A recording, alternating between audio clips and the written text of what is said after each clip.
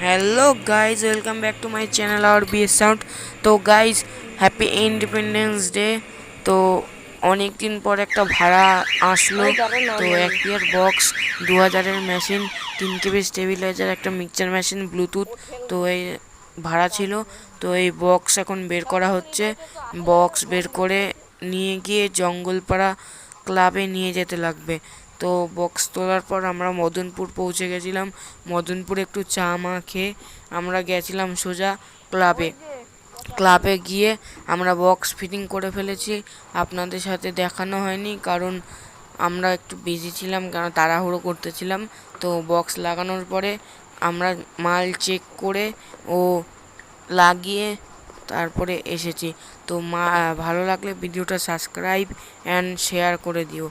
আর মাল সাউন্ডের কোয়ালিটি দেখে যাবা।